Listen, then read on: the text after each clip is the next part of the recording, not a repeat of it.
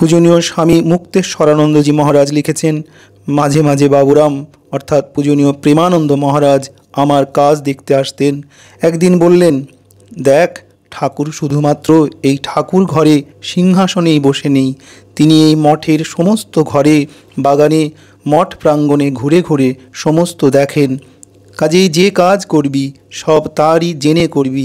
এই যে ফুল তুলছিস, ফুল সাজাচ্ছিস, সব কাজের সঙ্গে জপ করে যাবি।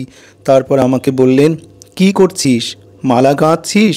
মালা গাঁথতে গাঁথতে কী ভাবছিস বলতো? আমি বললুম, আজ্ঞে না, কিছু তো ভাবছি না।